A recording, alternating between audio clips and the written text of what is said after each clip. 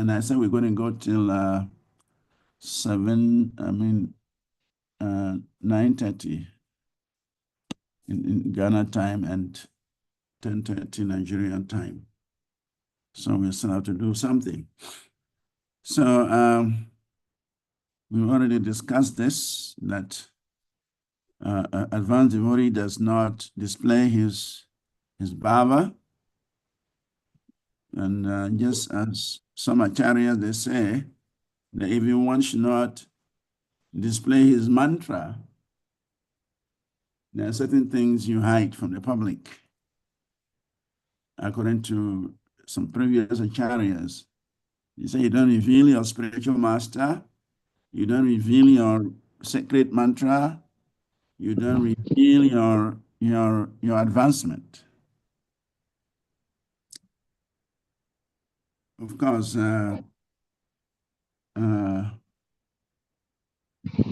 ancient times, people were very cautious, not because why people don't reveal their spiritual master is that when people know you are a disciple of such and such a guru, it simply increases your false ego.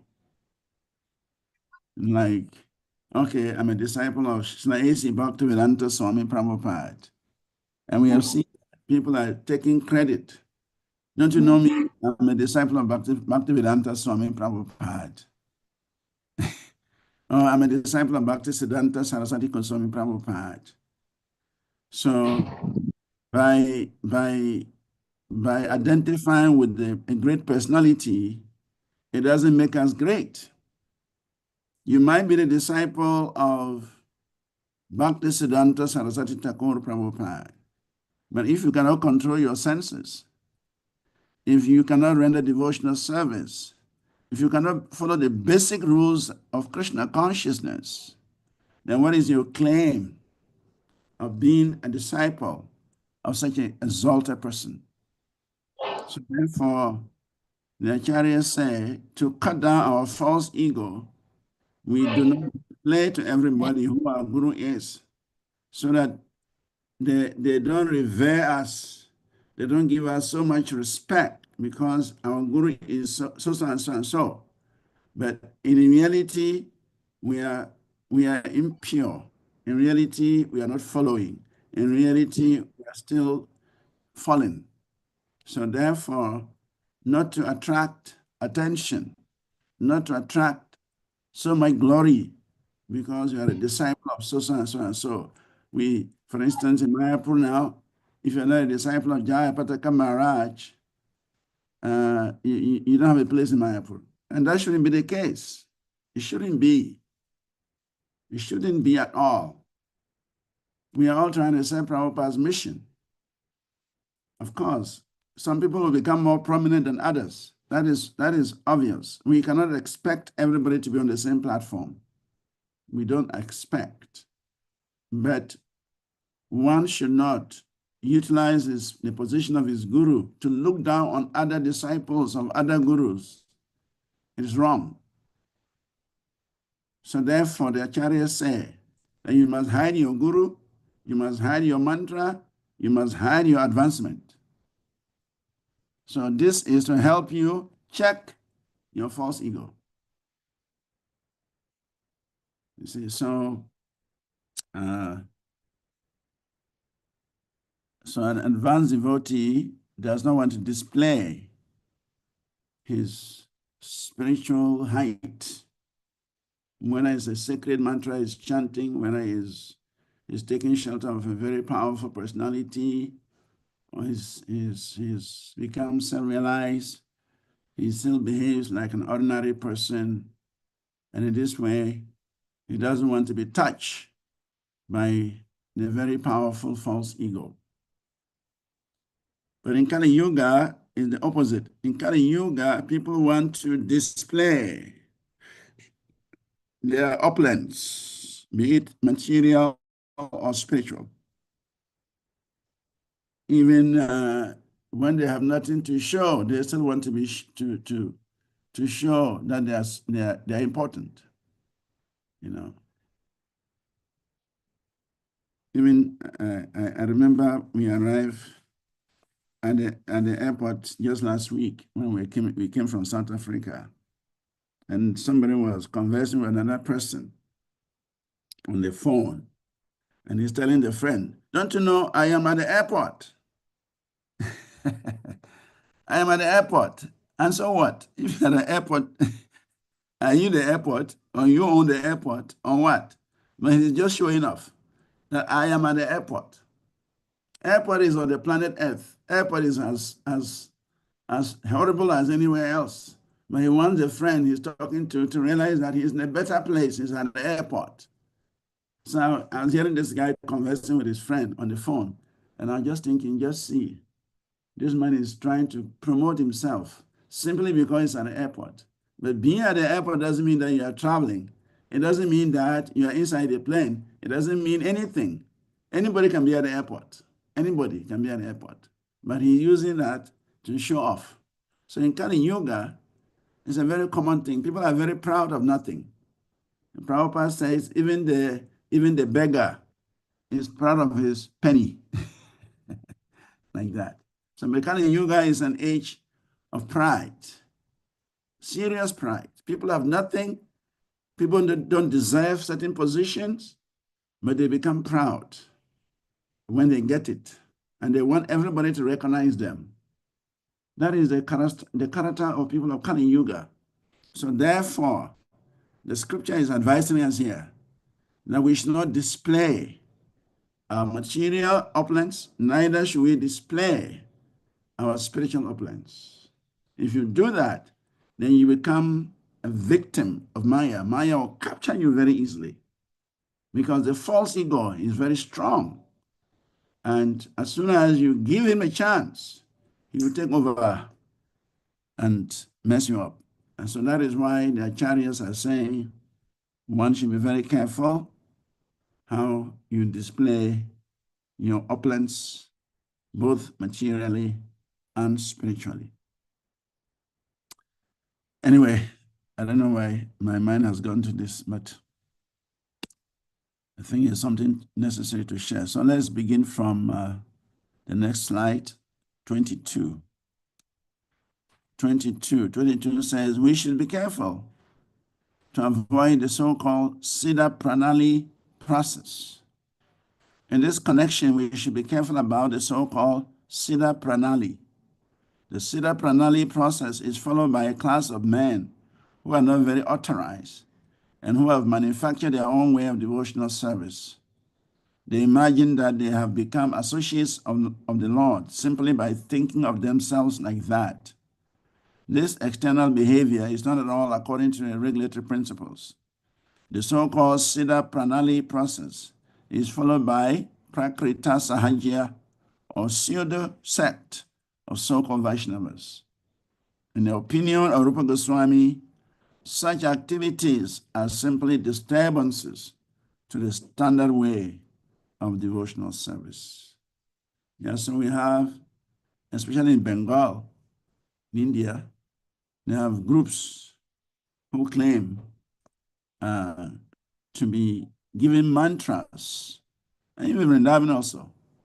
There are some groups, they claim that they give you a mantra, and when you chant that mantra, you can immediately realize your Siddha Pranali, your spiritual identity. But devotional service is not so easy. That just by chanting a mantra, you can realize your spiritual identity. And then they give the example of Shamananda Goswami, who was given a mantra by Lalita.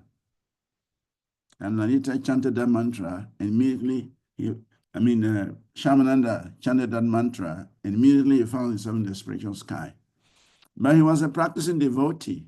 He was the best servant of Jiva Goswami, even though Jiva Goswami was not his direct guru. His direct guru was Hridaya Chaitanya. But Hindway Chaitanya sent him to Vrindavan to study under Jiva Goswami, because at that time Jiva Goswami was the most prominent scholar in the Vaishnava tradition. And so many gurus from different parts of India were sending their disciples to Vrindavan to become students of Jiva Goswami. So this guru, Hindway Chaitanya, he sent his disciples, Shamananda, to go to Vrindavan to learn from Jiva Goswami. And among the number of disciples who were serving Jiva Goswami, Shamananda was very, very humble, very serviceable, very obedient. So Jiva Goswami asked him to clean the daily, he go and sweep the Rasa Stali. Rasa Stali is where Krishna performs the Rasa dance with the gopis. And actually it is said that every day, every night, Krishna continues to perform his Rasa dance.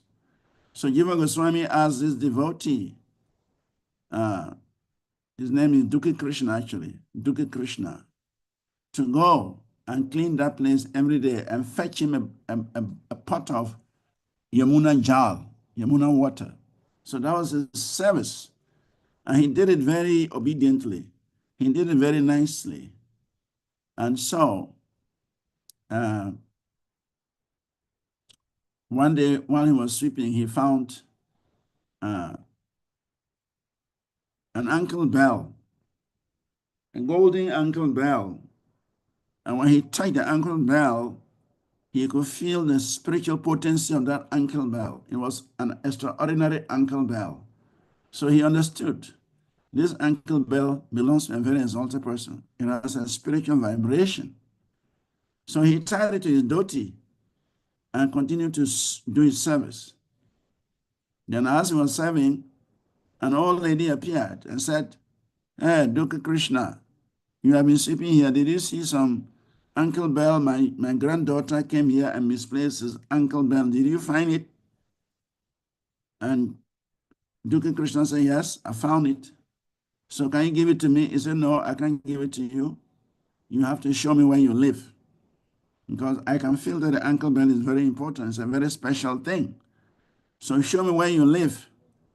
Then I can give it to you. So that in case another person comes and say he has also misplaced a similar ankle bell, I can direct him to your house.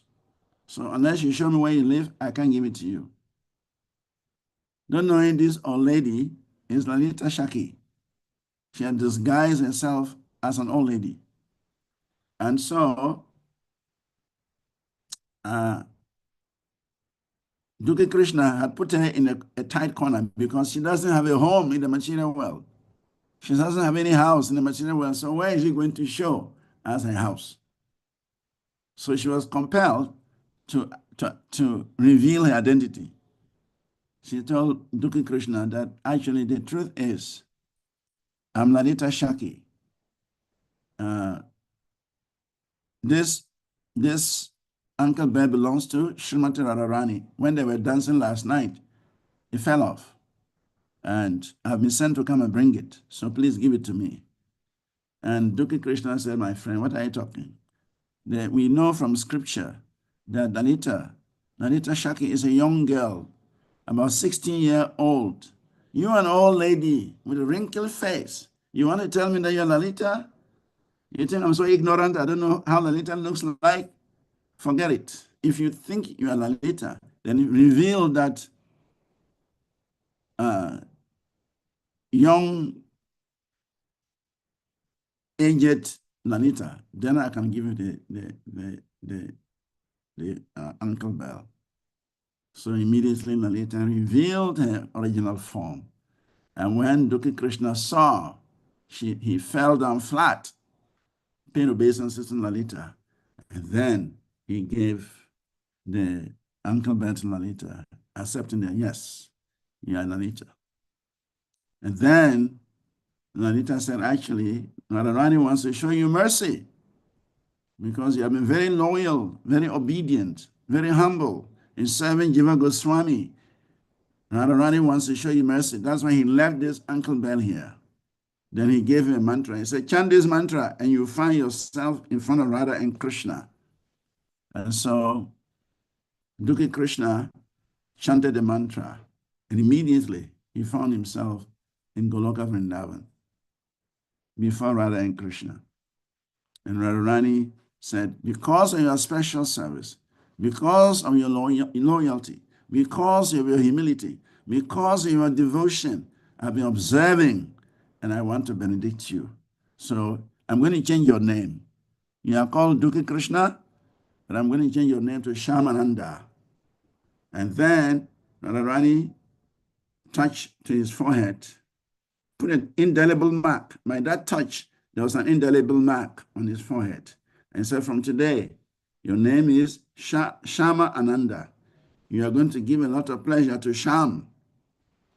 And he said, don't tell anybody of this, your new discovery. You can only tell Jiva Goswami. Only Jiva Goswami can understand this.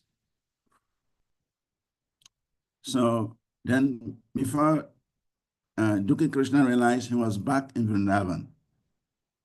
And his body was shining. Anybody could see that he has received the mercy of Shri Radha and Krishna. So when he went back to Jiva Goswami, he narrated a whole episode to Jiva Goswami, and then revealed that his name had been changed by Srimati Radharani.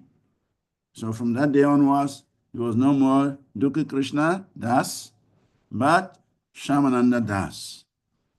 So news spread, and his guru, living in Bengal, heard that his disciple's name had changed. So he thought it was Jiva Goswami who did that. So he became angry. He said, Jiva Goswami has broken the Vaishnava etiquette. How can you change my disciple's name when I'm still alive?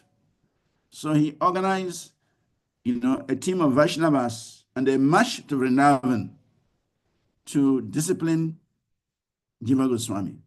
How can he do this? He has broken the etiquette of Vaishnava relationship.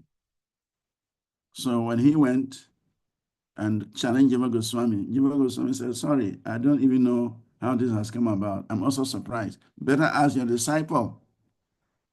I have not given him any name. Ask him where he got the name from. Then he asked the disciple, in the assembly of Vaishnavas, where do you get this name from?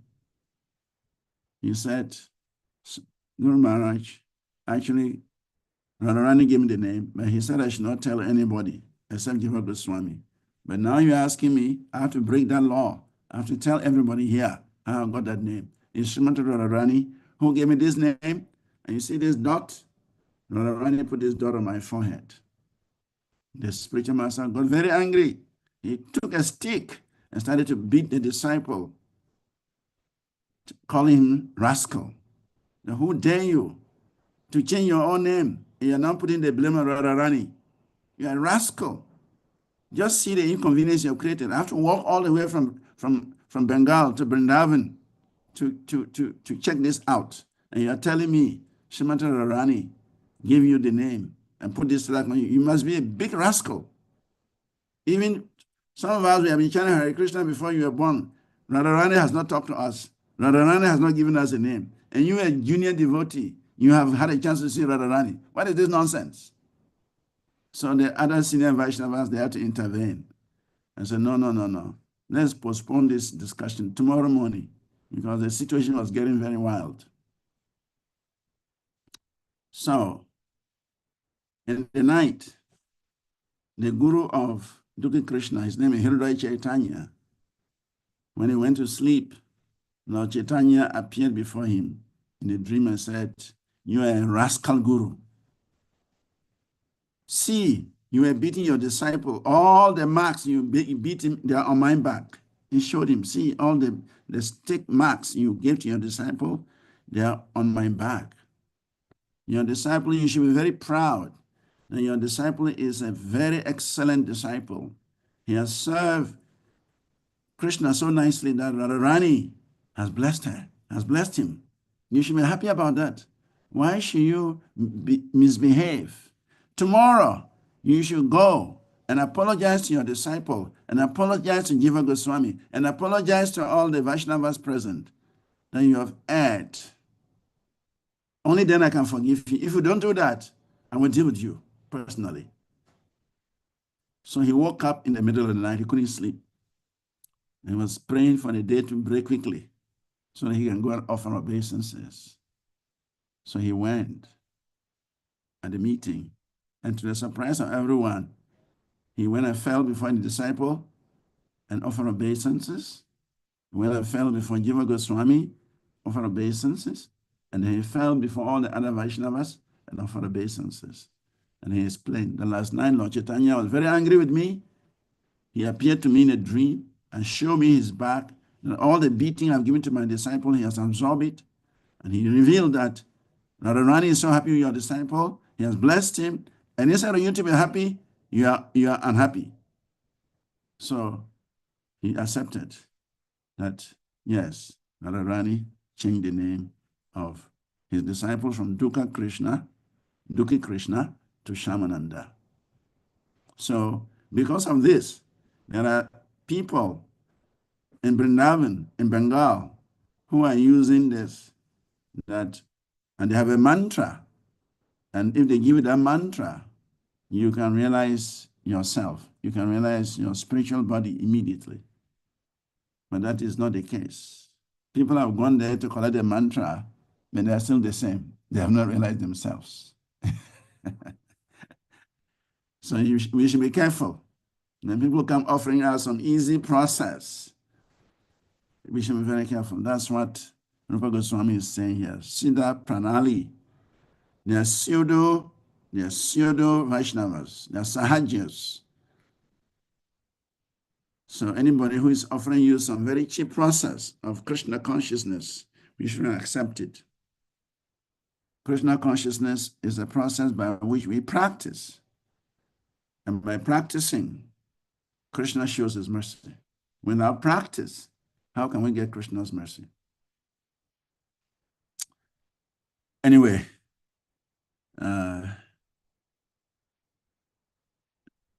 somebody can read this one.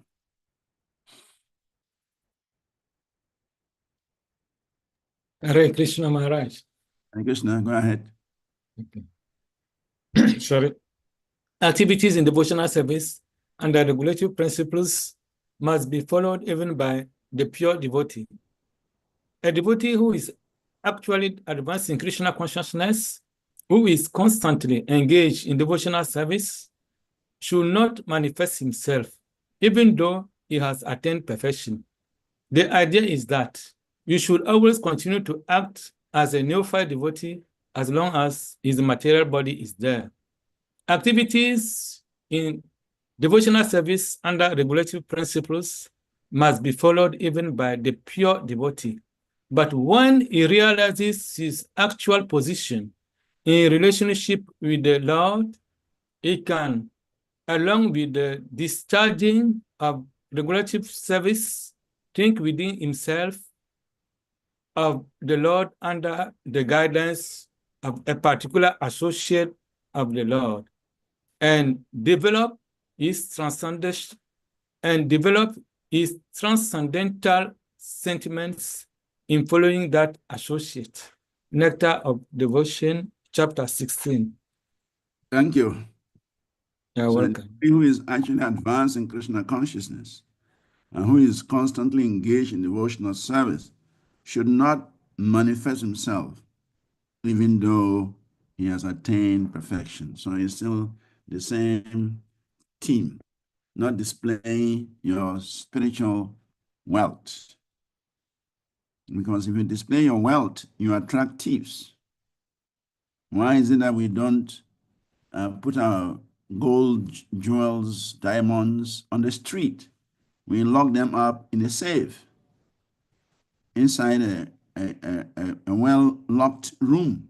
Whatever is valuable to us, we don't put it on the street for others to see.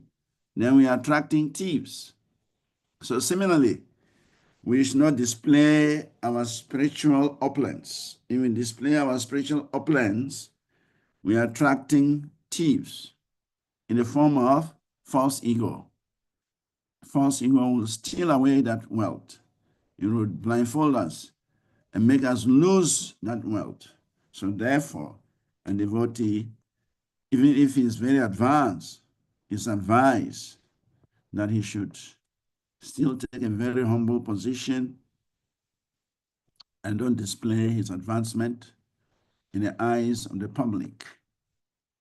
Otherwise, he's going to attract cheap adoration, cheap worship, and that cheap adoration and cheap worship will increase his false ego, and before you realize, you're losing the ecstasy of Krishna consciousness.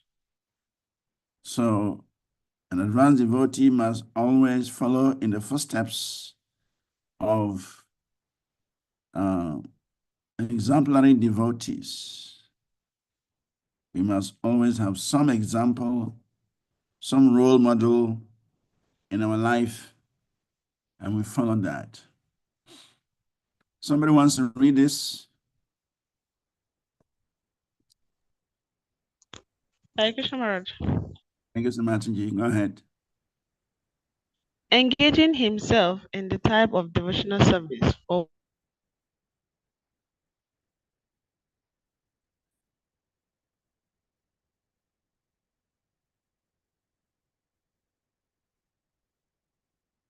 We lost there or what? The internet is weak. Yanmasa Matanji? for which Okay. aptitude. For example, one person may have a particular interest in hearing, another may have a particular interest in chanting, and another may have a particular interest in serving in the temple.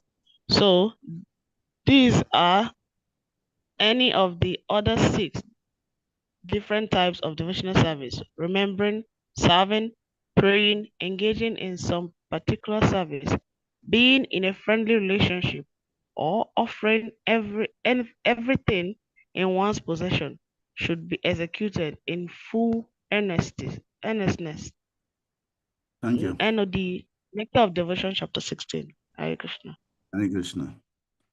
So according to the regulatory principles, there are 9 departmental activities, and one should specifically engage himself in the type of devotional service from which he has a natural aptitude. Natural aptitude means that we have some inclination towards one of these 9 processes. Even though Srila Prabhupada has given us the 9 processes, but if you examine yourself, you will see that you are pulled, you are drawn towards a particular process, whether it's hearing, whether it's chanting, whether it's remembering, whether it's archana, worship of the deities, whether it is dasya service. So one has to be able to identify the areas you're attracted, and then you maximize that area. You increase your service in that area. Whether it's praying, whether it's making friendship with Krishna, whether it's surrendering everything to Krishna, whichever area that appeals to you much more strongly, you should push that so that you can become an example of that. So, and this is what this slide is telling us.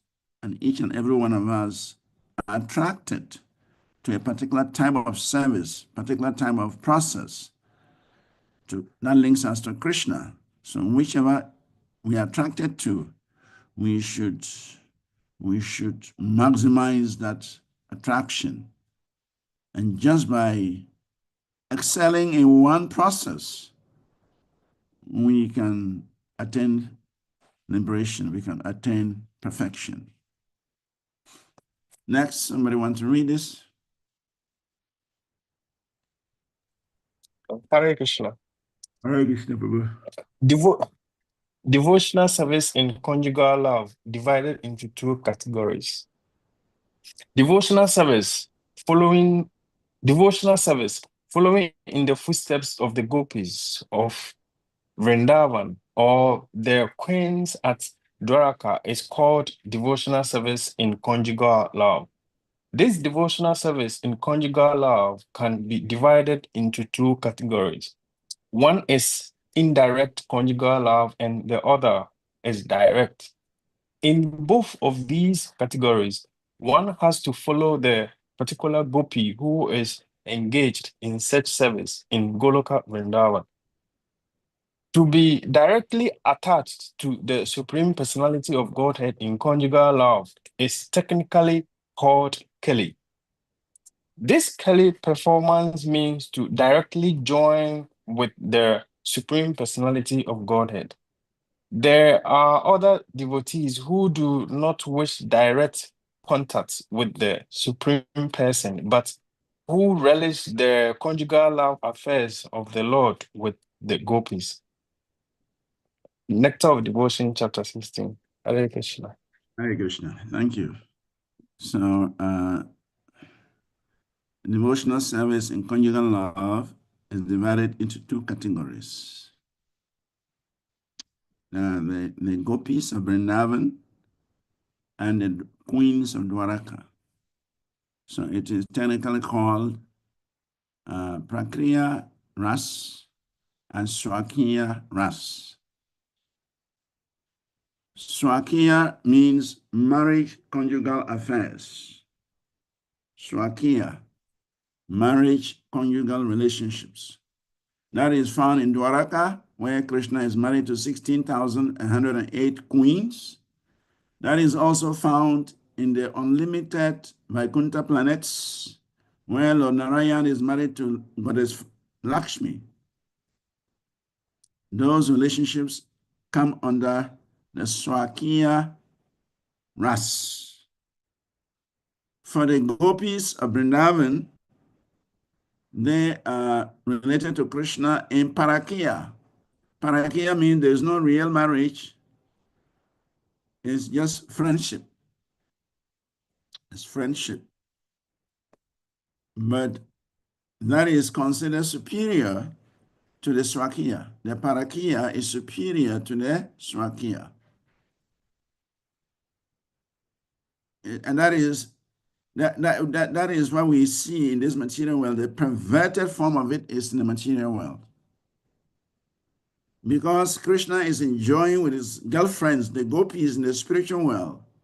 And that is considered the topmost relationships. We ordinary human beings, we also want to imitate Krishna. So we have our wives at home and we have girlfriends outside. And normally, the relationship between the husband and between the man and the girlfriend is sweeter than the relationship between the husband and the wife. Because the wife is his eternal partner, and the wife is always trying to correct situation. The wife is always want the best to happen. Some men don't like that. For the girlfriend, she just wants to enjoy the company of the man, so she doesn't find fault with the man. Whatever the man says, he accepts because he wants to maintain the relationship. So whatever will please the man, she's ready to do that.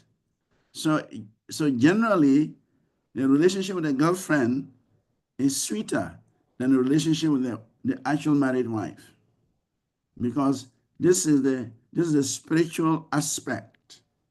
But we are doing it in a perverted way in the material world. Because in the spiritual world, actually, Krishna is not married. Krishna is never married. So Krishna deals with the gopis in friendship. In the Vaikuntha planet, Lord Narayan is married to Lakshmi. Lakshmi is the consort of Narayan. And that is considered inferior to the Vaikuntha, to the Goloka Vrindavan Parakiya relationship with Krishna. And so in the material world, we are emulating, we are following the example of Narayan by getting married. And we also want to follow the example of Krishna by keeping girlfriends and boyfriends. But Krishna keeps girlfriends. Krishna doesn't marry. Krishna is Nitya Brahmachari. That is his position. He's eternally a brahmachari. He has no connection with any woman. That is very interesting anyway. But Krishna is Nitya Brahmachari. But he does have his Rasa Lila, conjugal affairs with all these gopis without any marital connections. So that is what this slide is talking about. The two divisions of conjugal love, Madhurya Ras, Swakiya and Parakiya. The Swakiya is the Vaikuntha relationship of Narayan and the Lakshmis, and the Parakiya is the relationships found in Goloka Vrindavan, where Krishna is not married, and Krishna keeps all the gopis as his friends. And that is considered superior. But we cannot practice that in the material world. The material world, it is abominable to have a wife and have a girlfriend. It's abominable. To have a husband and have a boyfriend, it's abominable. It's not allowed in any civilized society. See, so in the spiritual world, it is the highest relationship, but in the material world, it's abominable. So that should be understood. The two categories of conjugal love. Any comments or question? Otherwise, we move on. Hare Krishna Maharaj. Hare Krishna, Gaura Shakti. Yes. Okay. It's not a question as such, but only I'm a little bit confused. When we say that Krishna was a brahmachari, maybe I didn't hear it well, but Krishna Nitya Brahmachari. Krishna Nitya Brahmachari. Krishna is always Brahmachari. Nitya Brahmachari. But okay, when reading the book of Krishna, so I came to a part that Krishna was married with Rukmini, and Yes. but now they say he's a brahmachari. It's something I do not understand well. Hare Krishna Maharaj. Hare Krishna. Yeah, it's a bit confusing. You know, there's a story that once the gopis normally, Durvasa Muni has an ashram in Vrindavan across the Yamuna.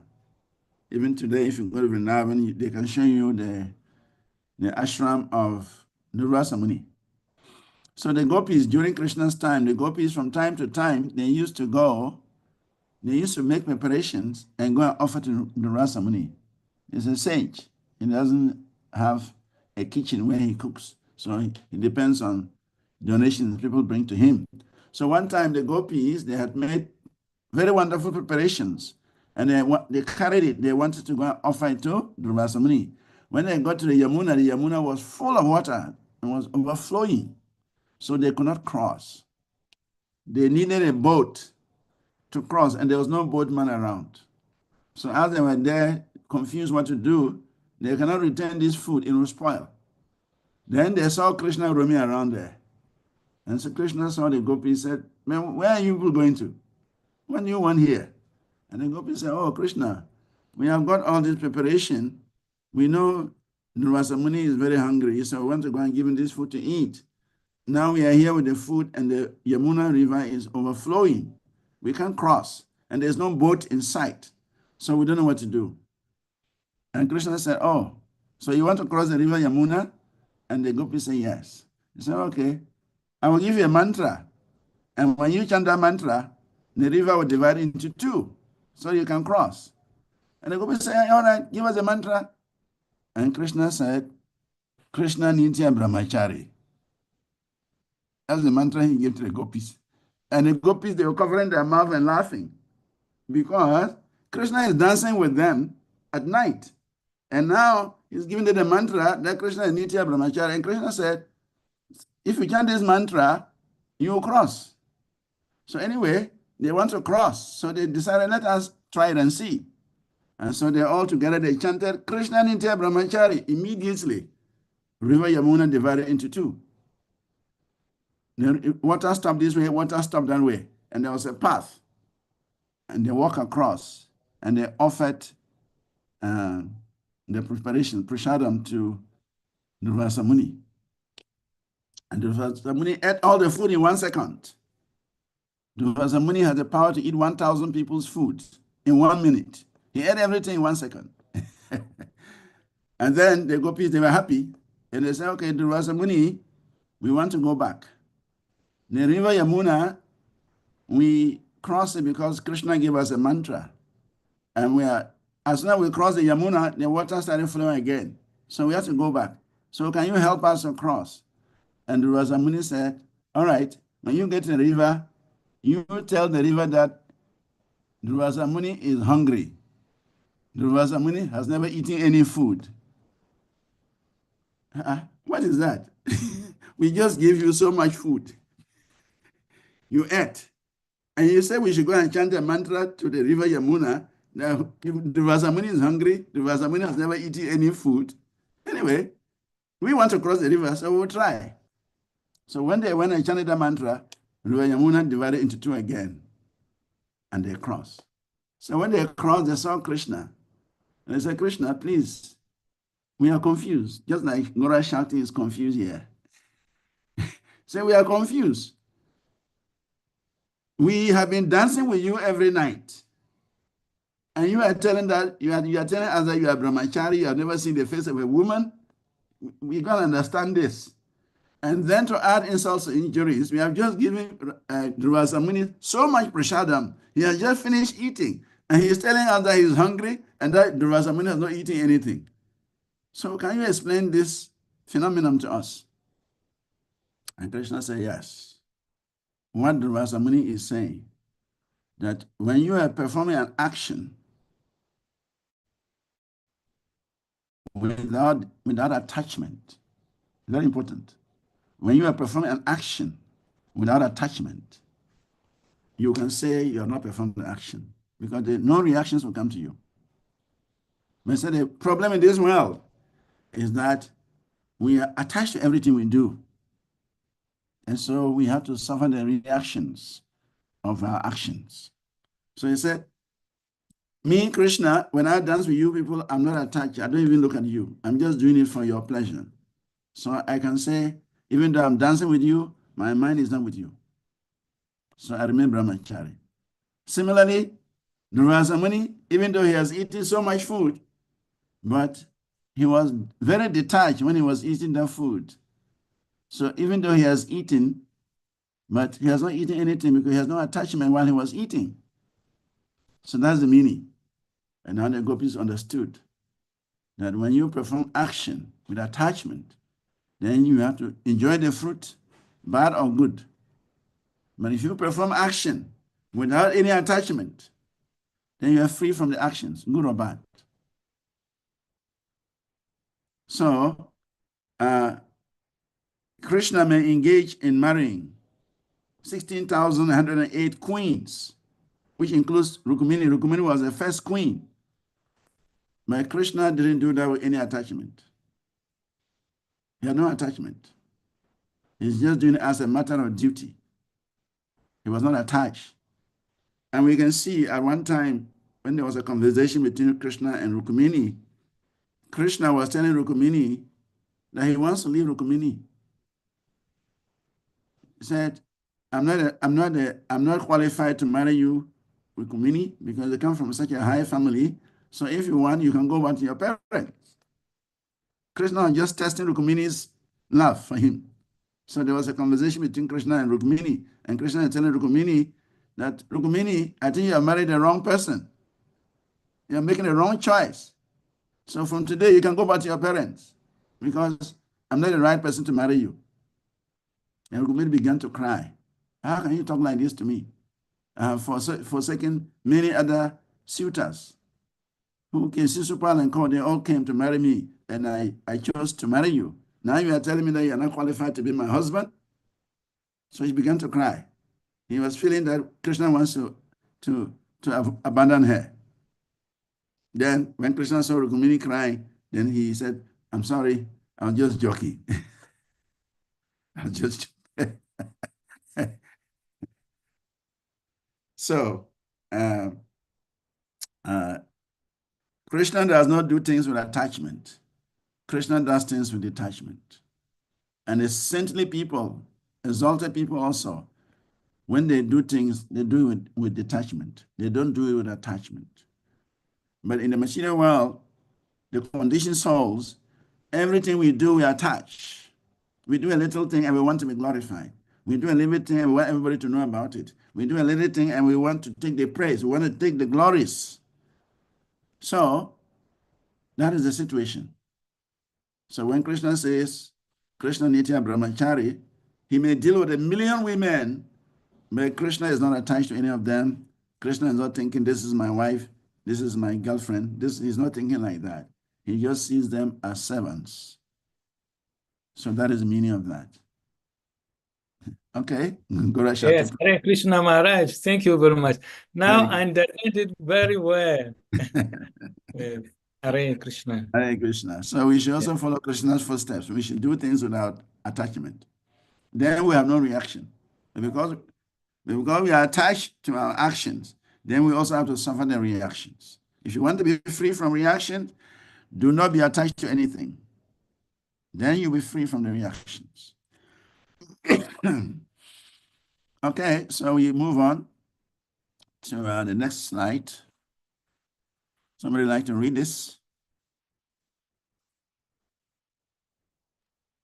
Hare Krishna. Hare Krishna. Hare- Development of conjugal love is possible for those who worship Radha and Krishna in the temple. This development of conjugal love can be possible only with those who are already engaged in following the regulatory principles of devotional service, especially in the worship of Radha and Krishna in the temple. Such devotees gradually develop a spontaneous love for the deity, and by hearing of the Lord's exchange of loving affairs with the gopis, they gradually become attracted to these pastimes. After this spontaneous attraction becomes highly developed, the devotee is placed in either of the above mentioned categories. Nectar of Devotion, chapter 16. Hare Krishna. Hare Krishna, thank you very much. Development of conjugal love is possible for those who worship Radha and Krishna in the temple. So actually, that is Mahaprabhu's method of worship. Lord Chaitanya, he actually introduced Radha Krishna worship to the world. Though before him, personalities like Madhavendra Puri. Madhavendra Puri, he was a pure lover of Krishna. Madhavendra Puri was a Premi Bhakta. He was in deep love with Krishna. And that's why Krishna revealed himself to him in Vrindavan. Madhavendra Puri was sitting under a tree, chanting his japa, and a very beautiful boy came to him with a pot of milk and said, Baba, in this land, nobody fasts. I've observed that for the last 2 or 3 days, we have not eaten anything and just busy chanting Hare Krishna.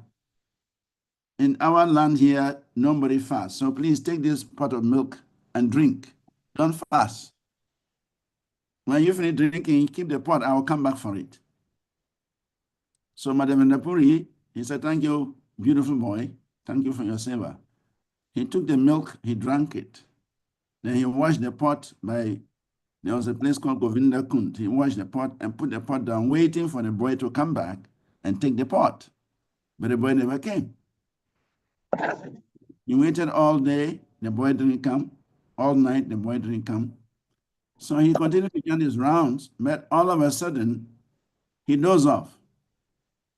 And when he dozed off, within that short period, the same boy that had brought him the milk appeared to him in a dream and said, I am the Supreme Lord.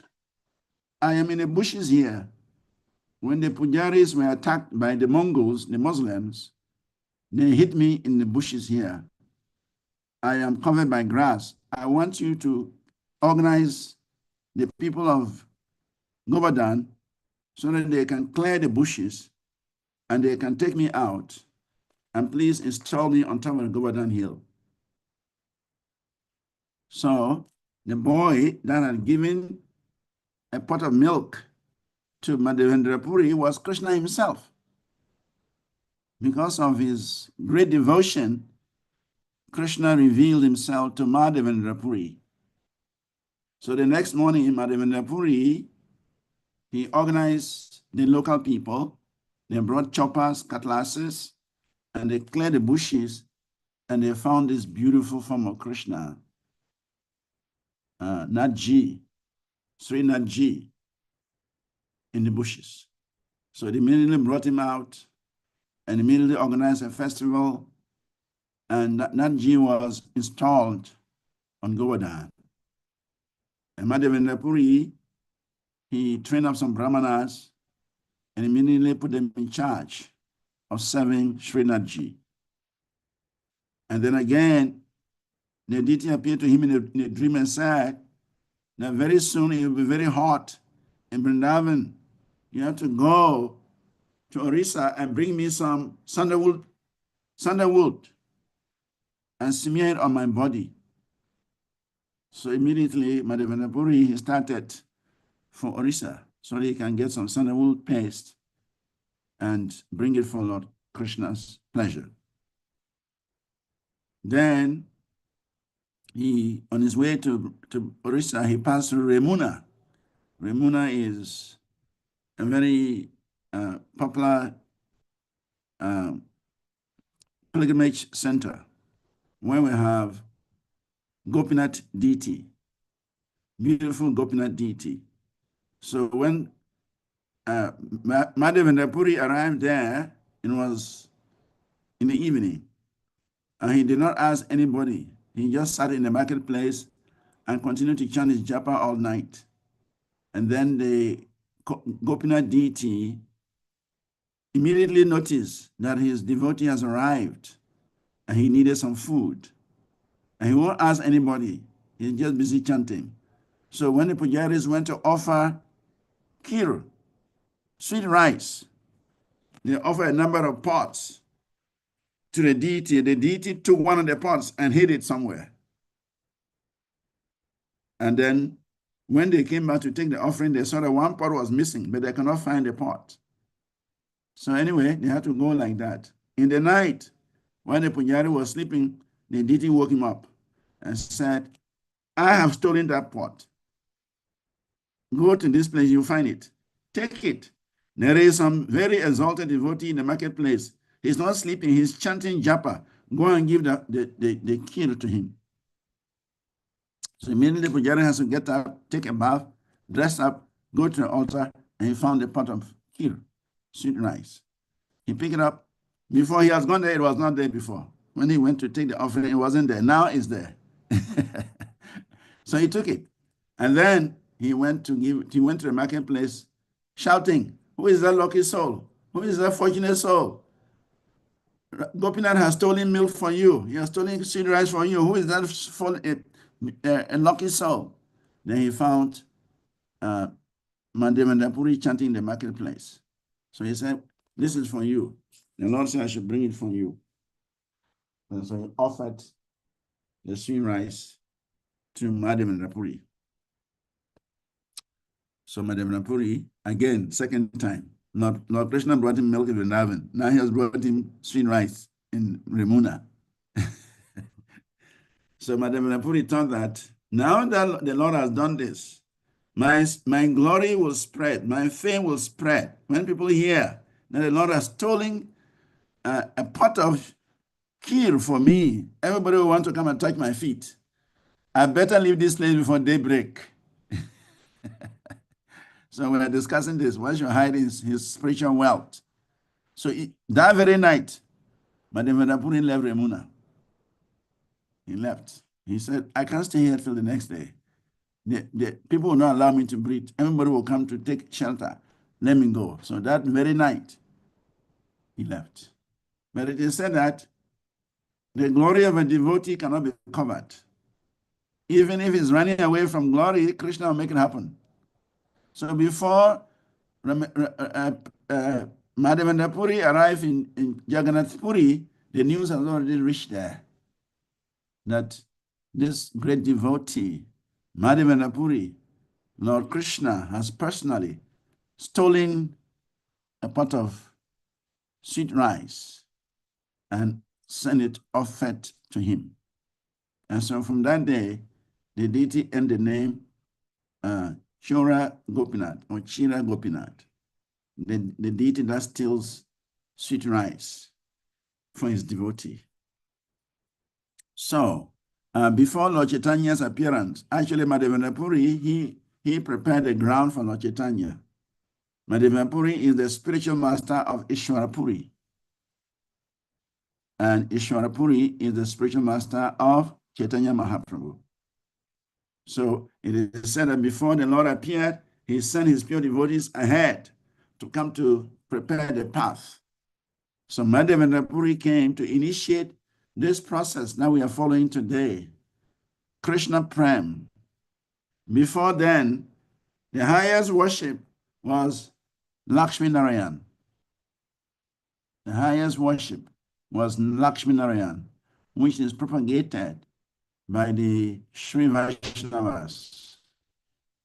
The Sri Vaishnavas of South India, their philosophy is Narayan is the highest manifestation of the Supreme Lord, but Madhavendra Puri, he went beyond Narayan to establish Krishna is the Supreme Lord. He's the original Supreme Lord.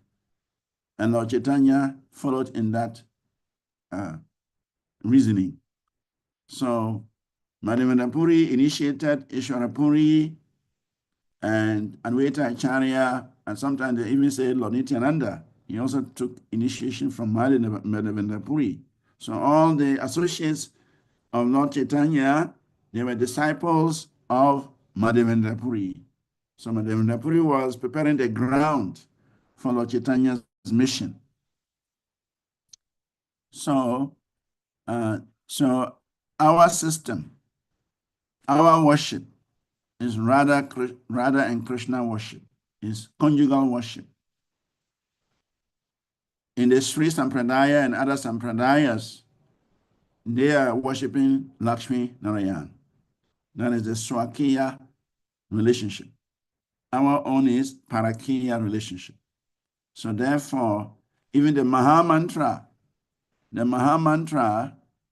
is a mantra for Swakiya, so for Parakiya. It's a Maha Mantra for conjugal love. By chanting Hare Krishna, Hare Rama, we are invoking the presence of Radha and Krishna in our lives. So therefore, it is said here that one can develop conjugal love only if one is worshiping Radha and Krishna in the temple. In addition to that, once we are chanting Hare Krishna, is also a worship of Radha and Krishna. And since we are all followers of Chaitanya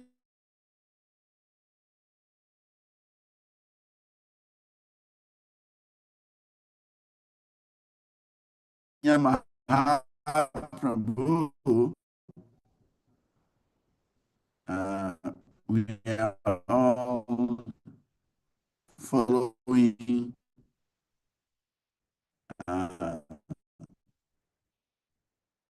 that conjugal relationship,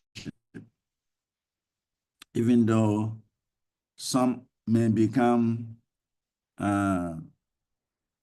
parents, Vasalya Ras, or friends, Sakya Ras.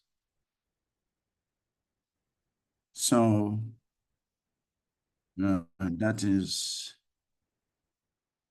That is the attraction that one develops by worshiping Radha. And somebody want to read this?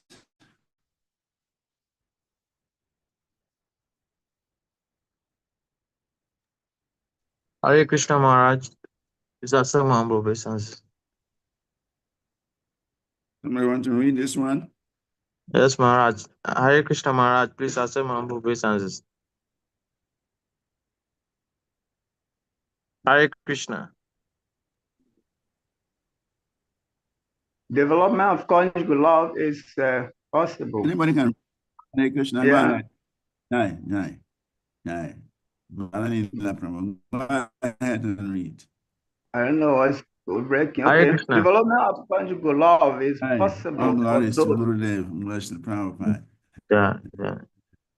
Development of conjugal love Yeah. is possible Read. for those who worship Radha and Krishna in the temple. This development of conjugal love can be possible In the only next with those. slide, who qualifies? Please, it's not showing here. Maharaj, it's not showing here. This development of conjugal love I think we already can read be this one, possible. isn't it? Yes. Yes, we are already heard that we development of conjugal love is possible Yes. for. So we are waiting for the next. Yes, please. We Yes. already read this one. Yes, It's the Maharaj. next slide. We are supposed. It's not showing. Yes, it's not This showing is here. interesting.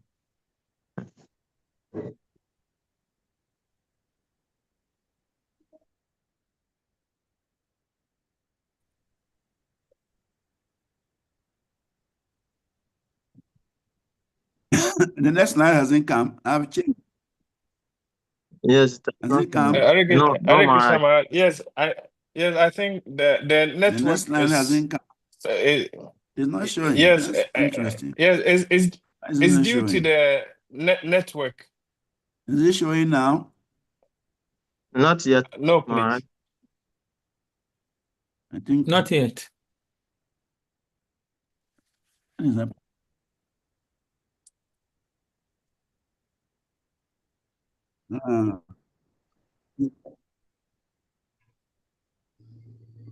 When the network is not strong. Yes, it's because the I network is see. not strong. Okay, Yes. then let me read. If nobody, was anybody seeing the next slide? No, No, please, we No, not see yet. the former, the old It says, who qualifies as a gopi to be in conjugal love with Krishna? In days gone by, many sages in Dandakaranya lived after being banished by his father for 14 years, captivated by the beauty of Ramachandra, and who desired to become women in order to embrace the Lord. Later on, these sages appeared in Goloka Vrindavan when Krishna adventured himself there, and they were born as gopis or girlfriends of Krishna. In this way, they attain the perfection of spiritual life. One category is the sages of Dandankaranya. When Lord Ramachandra was touring the Dandankaranya forest, there were a number of sages who admired Ramachandra's beauty. But at that time, they were men. And so they desired that in order to embrace this beautiful personality,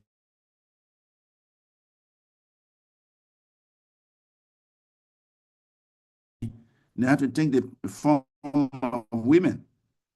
So therefore, and it is said Lord Ramachandra kept quiet. He did not say anything.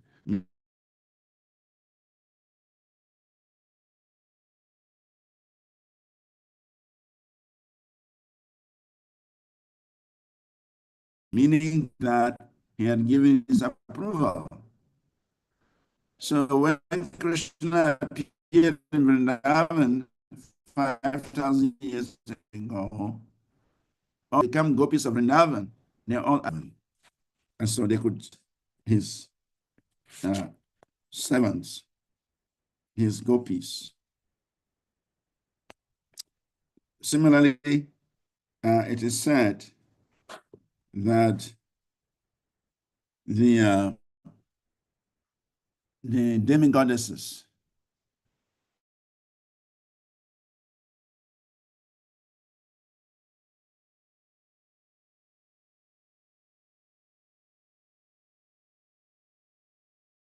when the demigoddesses saw Vamanadev, and they was a very short person. When the demigoddesses they saw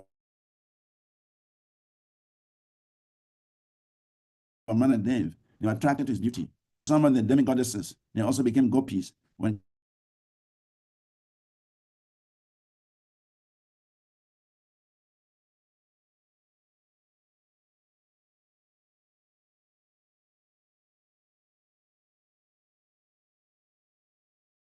Krishna appeared, that the daughters of, we have a place called Bilswaga.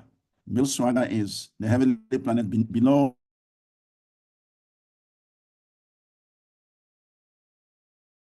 the hellish planets. There are some planets below the hellish planets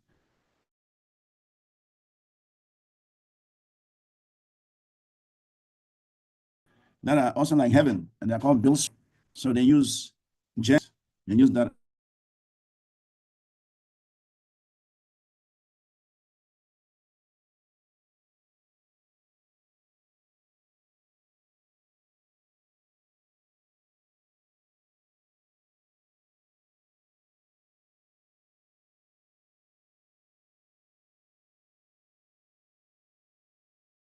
as the source of light, source of the universe. So those beauty of Shankarshan, and they were attracted different kinds of gopis that were blessed by different personalities to render service in Krishna's pastime, Krishna Lila, 5,000 years ago. And so it indicates that actually anyone can actually qualify to serve Krishna in the conjugal affair if one has a very strong desire to do that. And so we see that all these categories of gopis, they are serving Krishna as their desire. So anyone who wants to serve Krishna as a gopi, then you have to worship Radha and Krishna, as we saw in the last verse. You have to worship Radha and Krishna very intensely. Then it's possible to develop the relationship of Manduriya with Krishna.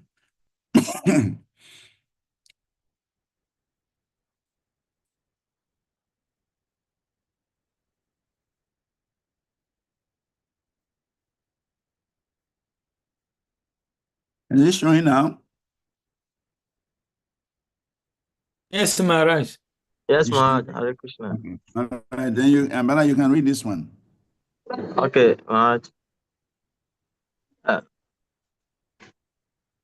Lord Ramachandra accepted the prayers of the sages to have association of Lord Krishna in their future lives. Lord Ramachandra remained silent, and his silence showed that he accepted the prayers of the sages. Thus, they were blessed by Lord Ramachandra to have association with Lord Krishna in their future lives. As a result of this benediction, they all took birth as women in the wombs of gopis at Goloka.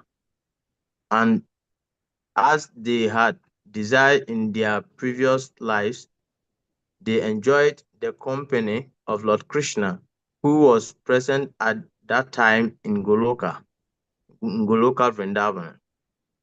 The perfection of their human form of life was thus achieved by their generating a transcendental sentiment to share conjugal love with Lord Krishna. Not chapter 16. Hare Krishna. Hare Krishna. Thank you. So I've already explained that when the sages in the forest of Dandakaranya, they saw the beauty of Lord Ram, they immediately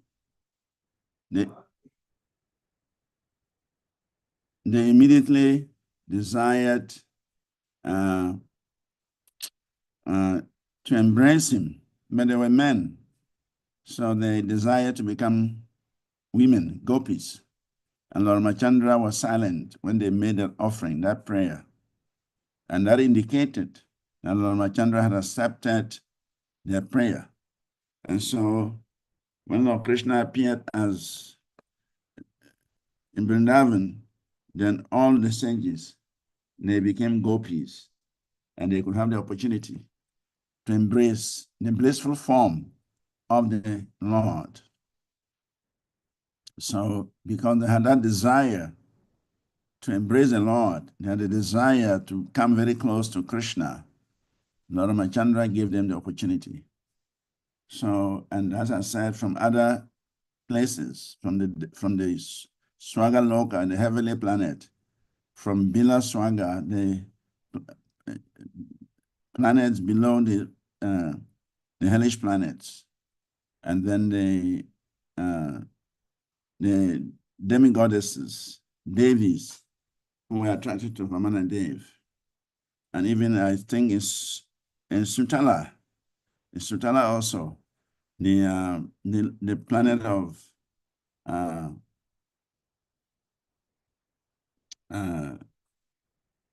Prahlad Maharaj, the girls there also had a chance because they also saw Vamana, they also saw, no, it's Bali Maharaj, yeah, Bali Maharaj.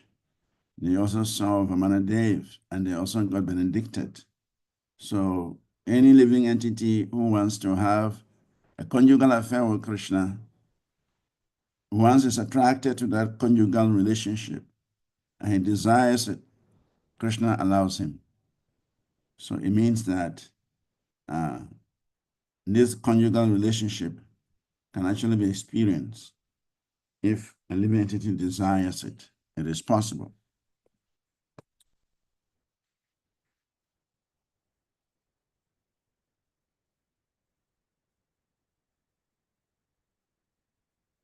Somebody want to read this?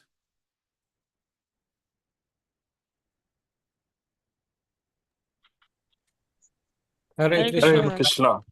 Hare Krishna. Krishna. Hare Krishna. Okay. Yes. Read. Okay. Yeah.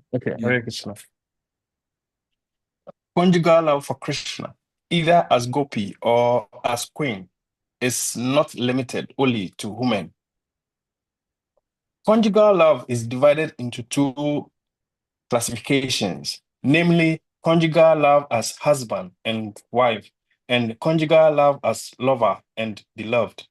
One who develops conjugal love for Krishna as a wife is promoted to Dwaraka, where the devotee becomes the queen of the Lord. One who develops conjugal love for Krishna as a lover is promoted to Goloka Vrindavan to associate with the gopis and enjoy loving affairs with Krishna there. We should not carefully we should carefully note we should note carefully, however, that this conjugal love for Krishna, either as gopi or as queen, is not limited only to women. Even men can develop such sentiments, as was evidenced by the sages of Dandakaranya. Hare Krishna. Hare Krishna. So sometimes people have the wrong notion that unless you are a female, you cannot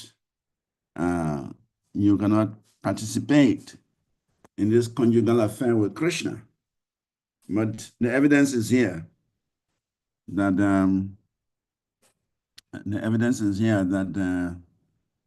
even the sages of Dandakaranya, they became qualified to become gopis in order to dance with Krishna. So it is not that if you're a man, you are disqualified from dancing with Krishna. You are disqualified from becoming a gopi. No, anybody can become a gopi, and anybody can dance with Krishna, and anybody can embrace Krishna if that a desire we have.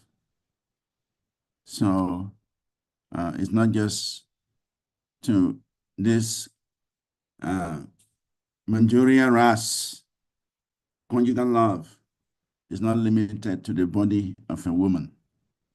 Anybody can participate. Next slide, who wants to read?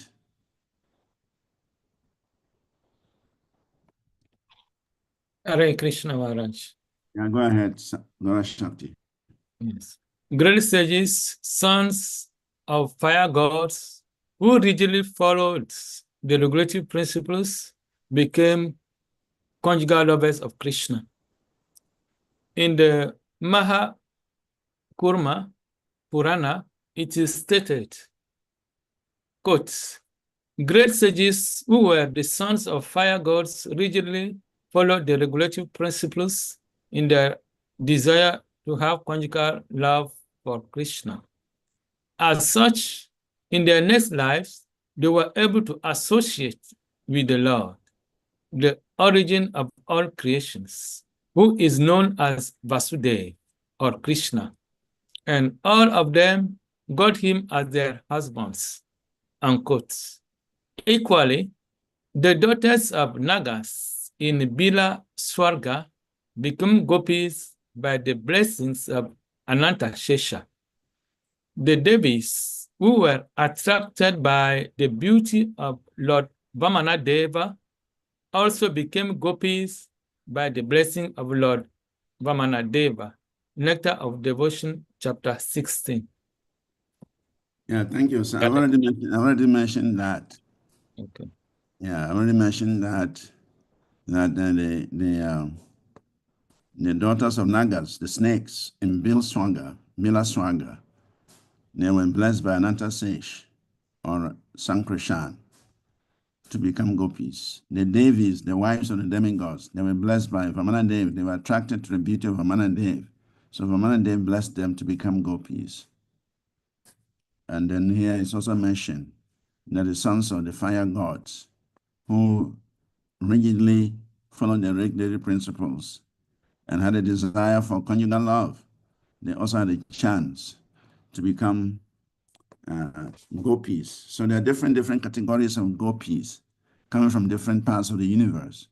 But the central point is they all desired to become Krishna's wives, or they desired to become Krishna's girlfriends. They wanted to have a very intimate conjugal relationship with Krishna, and they were blessed to experience it. So that means anyone and everybody can have that relationship, can have that experience, provided we cultivate that desire. The whole thing is based on desire. Next slide.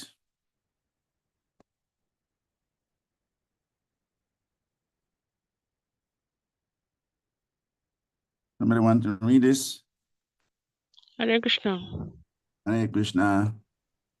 The two varieties of becoming either the father or friend of the Lord. In the development of becoming either the father or friend of the Lord, there are two varieties. One method is that one may try to become the father of the Lord directly, and the other is that one may follow Nanda Maharaj and cherish the idea of being Krishna's father. Out of these two, the attempt of directly becoming the father of Krishna is not recommended. Such a development can become polluted with Mayavada philosophy. The Mayavadis or monists think that they themselves are Krishna, and if one thinks that he himself has become Nanda Maharaj, then his parental love will become contaminated with the Mayavada philosophy. Nectar of Devotion, chapter 16. Sorry. Thank you. So,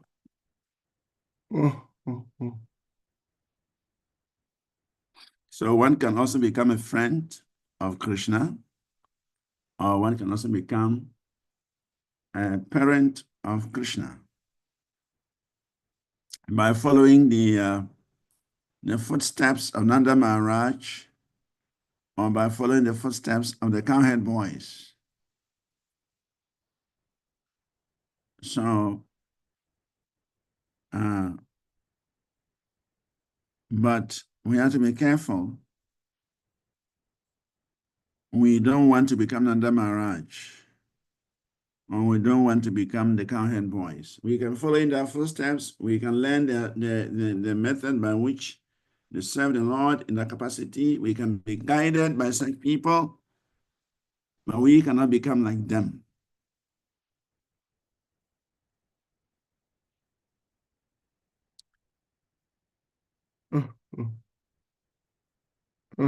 Krishna. And one thing is that he himself has become Nanda Maharaj, then the parental love will become contaminated. It cannot be experienced. Or if one thinks he has become a cowherd boy, then that Sakya ras will be contaminated.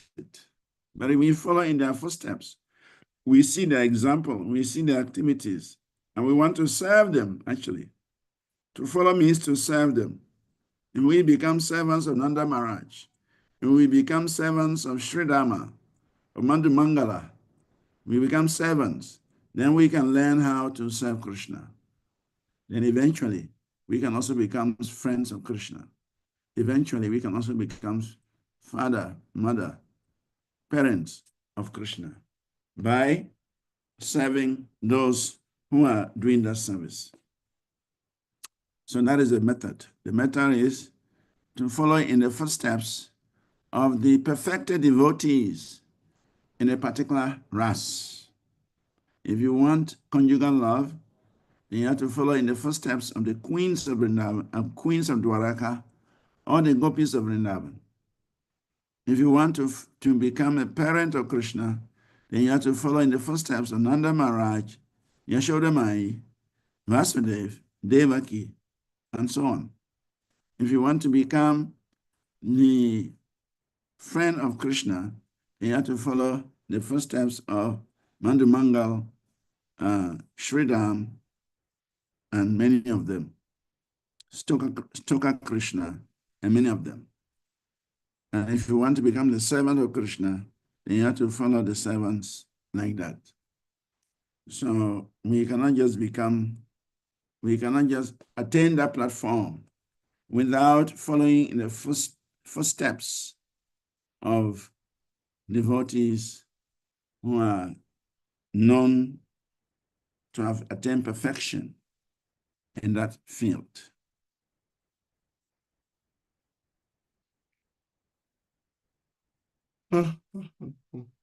Krishna. And this one says, developing spontaneous love for Krishna is only by the special mercy of Krishna or his pure devotees. There is a statement in the Narayan Vyuha Stava prayers that persons who are always engaged in thinking of the Lord as their husband, friend, father, or well-wisher are always worshipable by everyone. This spontaneous love for Krishna can be developed only by the special mercy of Krishna or his pure devotee. This process of devotional service is sometimes called Pushti Marga. Pushti means nourishing, and Marga means path. Such development of sentiment nourishes devotional service to the highest standard. Thus, it is also called the path of nourishment or Pushti Marg. The Vallabha Sampradaya, which belongs to the Vishnu Swami sect of Vaishnava religion, worship Krishna in this Pushti Marg.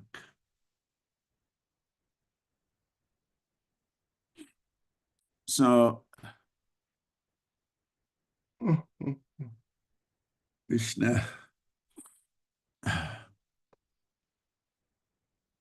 So,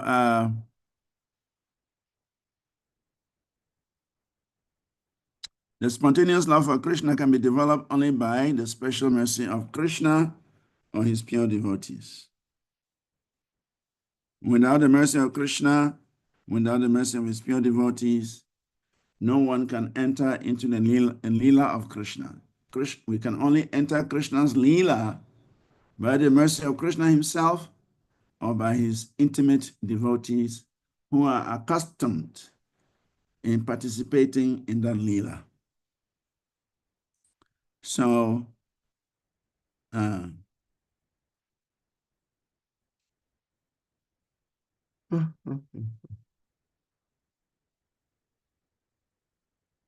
so this process of devotional service is sometimes referred to as Pushti Marga. Pushti Marga means nourishing the devotional sentiment.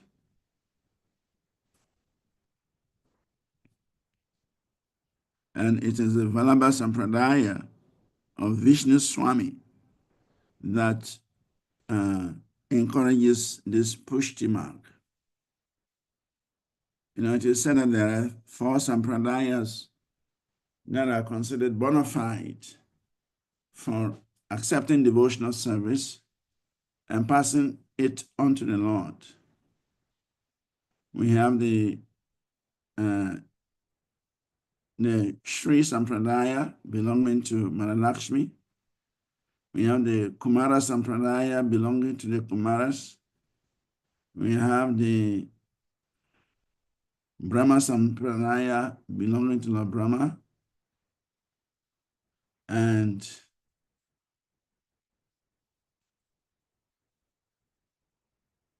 we have 4. There are 4. And then we have Shiva Sampradaya belonging to Lord Shiva. Kumara Sampradaya, Lakshmi Sampradaya, Shiva Sampradaya, and Brahma Sampradaya. These are the heads of these 4 Sampradayas. And therefore I said that without these 4 Sampradayas, one's mantra is useless. If you accept any mantra outside of these 4 Sampradayas, your mantra is useless. It has no meaning. It will not take you to the destination.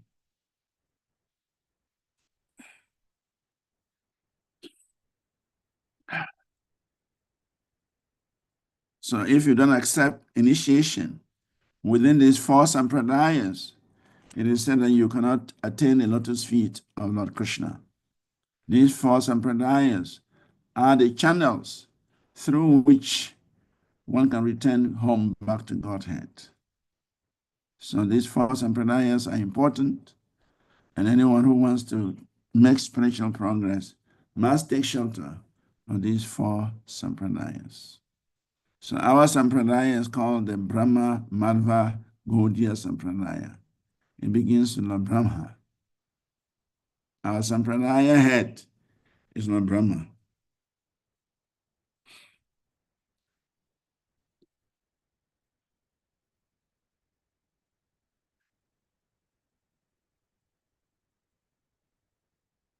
So that brings us to the end of lesson 6. Now we are in the last lesson. The last lesson is lesson 7. That comprises of chapter 17, 18, and 19. That's the last lesson. So we would touch on a few. It's now 9:20. We have 10 minutes to go. We will touch on a few slides, and then the balance, maybe tomorrow morning we can finish. We can have an early class tomorrow morning, because tomorrow is Lord Ashwinga Day of appearance. There are a lot of activities. But still, I want us to finish this unit this weekend, because I have other things next weekend. If I don't finish, then I'll be in trouble and I'll be delaying your graduation. So we'll do a few slides and then tomorrow morning we try to complete it. So says, by executing regulated devotional service, the heart becomes illuminated like the sun. By the process of executing regulated devotional service, one is actually elevated to the transcendental stage, beyond the material modes of nature. At that time, one's heart becomes illuminated like the sun.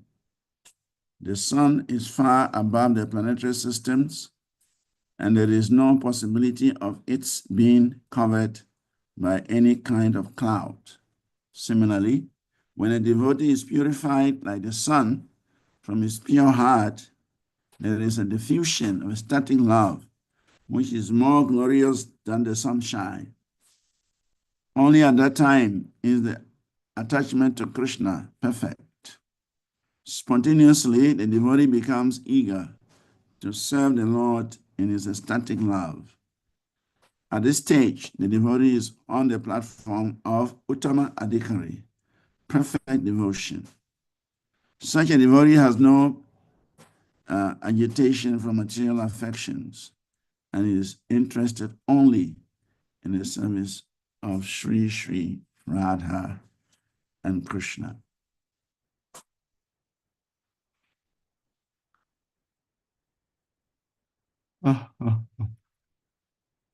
Krishna. So everyone in this material world is controlled by the modes of nature, the three modes of material nature. They control everyone. Mode of goodness, mode of passion, mode of ignorance, and the different permutations of these modes. They influence us differently. Actually, Srila Prabhupada says that the 8,400,000 species of life forms are the different permutations of the three modes. You say if you multiply 3 by 3, you get 9. If you multiply 9 by 9, you get 81. If you multiply 81 by 81, and then like that, you continue and continue until you arrive at the 8,400,000 species. And these are simply the different, they represent the different desires of the living entity. The 400 million different types of bodies simply correspond to the different desires the living entities have in this material world. So each body represents a particular desire. As Srila Prabhupada often says, that if a human being wants to eat stool, the human body is not the best body for stool. So he has to be given the appropriate body for eating stool, and the appropriate body for eating stool is the hawk, the pig. He enjoys stool, and by eating stool, he grows very fat. So, whatever we desire, Krishna will give us. And that desire is manifested in the body, is manifested according to the body. So some people are demigods because they desire like that. Some people are kinaras, some people are sadhyas, some people are human beings, some people are whatever body you are desiring, the Lord will arrange for you. But if you desire a spiritual body, then you will also become eligible to enter the spiritual world. So the desire is the motivating force. Desire determines our progress. Yeah.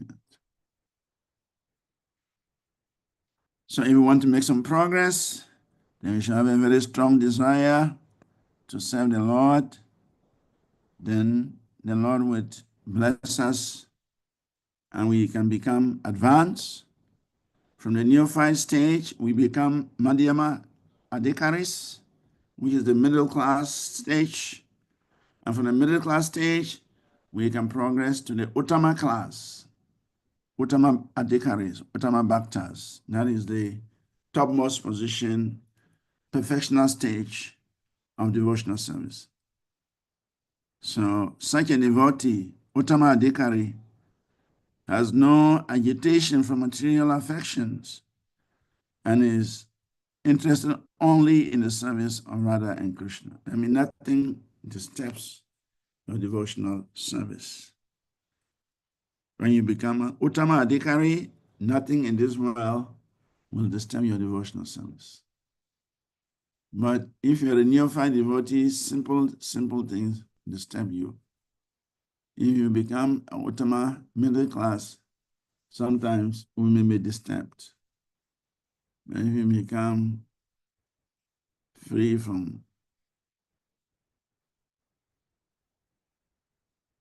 disturbances, then you can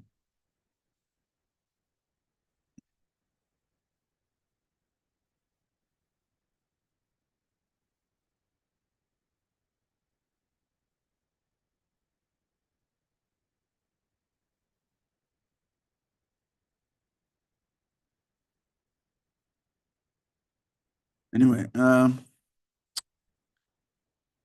think this time is almost two more minutes. Let's go to another one. Getting carried away. Two divisions, namely executive and effective. Within the stage of the regulatory principles of devotional service, there are two divisions, namely executive and effective. This effective portion of devotional service is called bhava, or ecstasy. In this connection, there is a statement in the Tantras that ecstasy is the first symptom of pure love for the personality of Godhead. And in that stage, one is sometimes found shedding tears or shivering. Not always are these symptoms manifest, but occasionally. When King Ambarisha was put into difficulty by Dhruva's Muni, he began to think of the lotus feet of the Lord, and thus there were some changes in his body, and tears were falling from his eyes. These symptoms are activities of ecstasy. They are visible in the shivering of the body and in the shedding of tears. So we have executive and effective. Executive means we execute devotional activities. We chant, we hear, we serve. These are the executive aspect of devotional service. By performing the action, it's called the executive aspect of devotional service. And as we perform this executive form of devotional service, then the effective part manifests. That means the result of the executive or the activities of devotional service will manifest as ecstasy, bhava. And so here it says, the effective portion of devotional service is called bhava or ecstasy. When we become deep in our practice, then we can experience joy. We can experience ecstasy. That is called bhava. When we chant the Hare Krishna mantra, we feel some happiness. When we perform kirtan, we will feel some happiness. When we sit in the Srimad Bhagavatam class or the Bhagavad Gita class, we will feel some joy hearing the pastimes of Krishna. These are the symptoms of bhava. And that is called the effective aspect of devotional service. Actually, that is what we are all looking for. And Ambarish Maharaj is demonstrating here. When somebody put Ambarish Maharaj into difficulty by creating that big demon, I think Virabhadra, he created a huge demon from a lump of his hair. Just grab his hair, pull it out, and hit it on the ground, and a huge demon was born. And he ordered the demon to kill Ambarish. He didn't know that Ambarish is a very great devotee, even though he's in a householder life, a king. He did not know that Ambarish has satisfied the Supreme Personality of God so much that the Lord donated his Sudarshan chakra to Ambarish. And not only Ambarish, it is said that when one serves Krishna very nicely, Krishna gives the Sudarshan chakra to such a devotee to protect the devotee. We also see that in the case of whom? Haridas Thakur. Haridas Thakur, the Sudarshan chakra was also protecting him. When the soldiers of the Kazi was beating him in the 22 marketplaces, Lord Chaitanya invoked that chakra to cut off their heads, those who were beating Haridas Thakur. But Haridas Thakur was praying to the Lord, please forgive them. They don't know what they're doing. Don't harm them. So because Haridas' prayer was so strong, the chakra could not touch these sinful men who were dragging him on the ground and beating him. Like we see in the case of Christ also.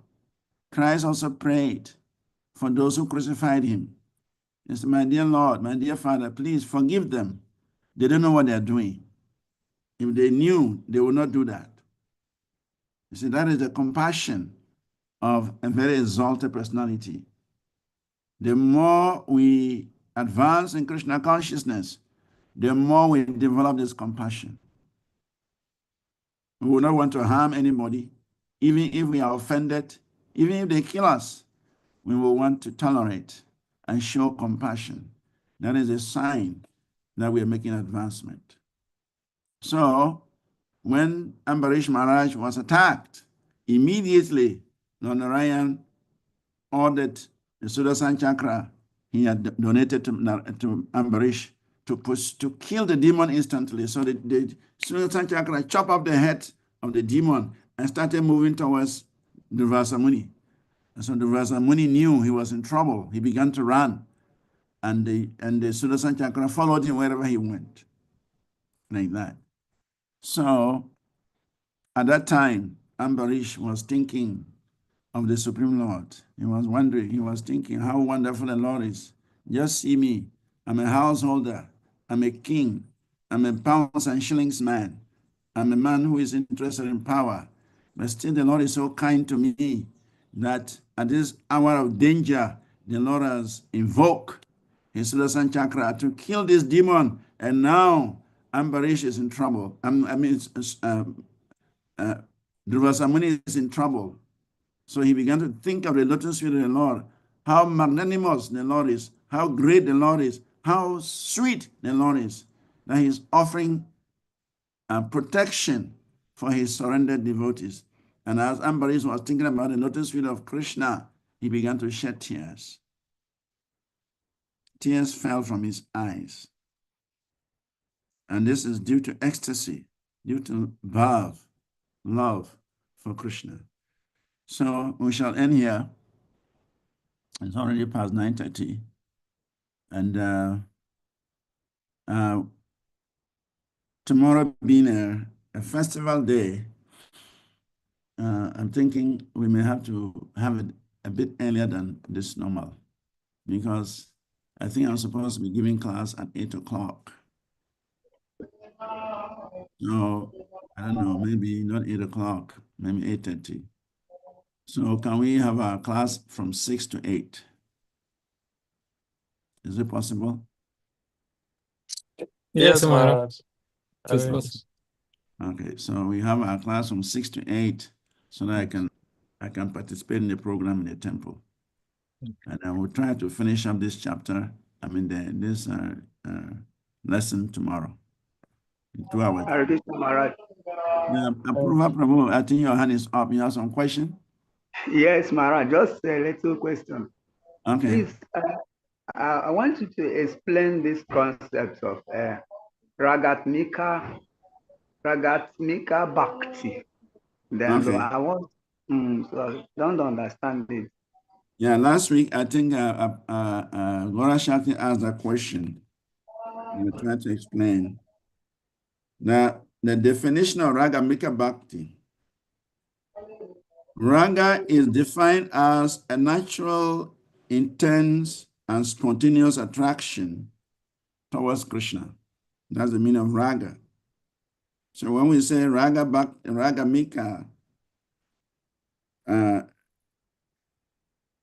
that loved feel test or actions inspired by it, such as making garlands for Krishna, cooking for Krishna, activities that is performed by the pure devotees for Krishna, with such love, intensity of love is described as ragamika.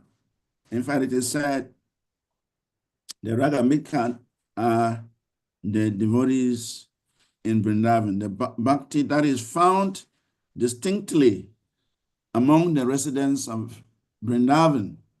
They perform this ragamika bhakti. The Vrajavasis, their devotional service is defined as ragamika bhakti, first class devotional service. It is an aspect of Raganuga Bhakti. In fact, sometimes people say is not different from Raganuga, but we can say Raganuga is a broad term. And within Raganuga, there are those who have become more intense in their love, more exemplary in their love, especially the Brajavasis. And therefore, it is said that Ragamika Bhakti is practiced by the residents of Vrindavan. And Ragamika simply means a love-filled thirst, a love-inspired activity that they can't think of anything else except Krishna. Whatever they do, they're thinking of Krishna.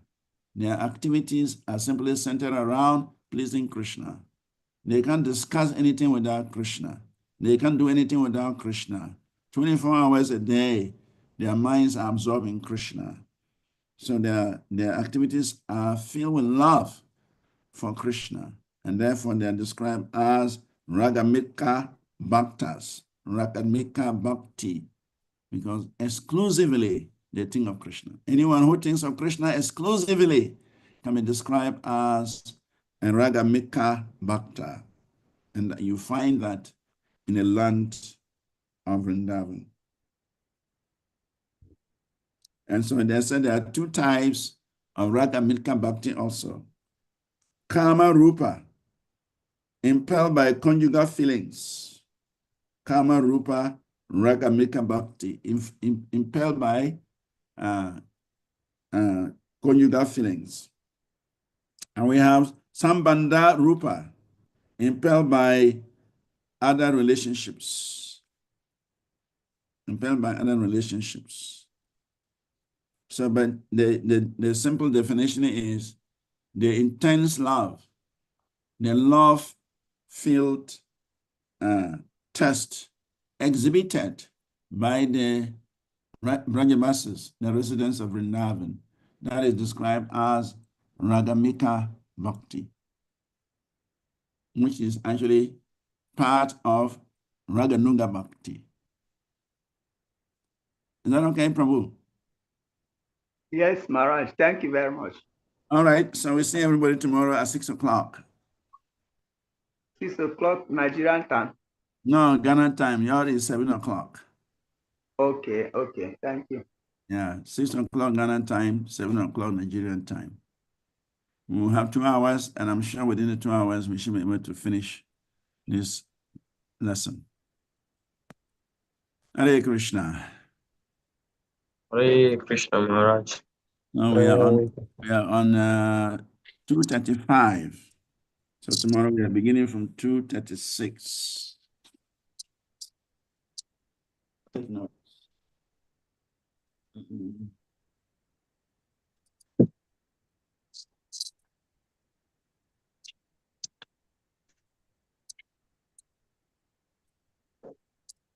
His Holiness Shrivas Vanachari Maharaj Ki Jai. Jai. Hare Krishna. Jai. Hare Krishna. Hare Krishna. Vanchakalpatarobhyascha Yes, kripasalubhya. Lord, we bless in the name of Jesus. Pavanibhyo Vaishnavibhyo Namo. Namo Namah. Vaishnav Prabhupada ki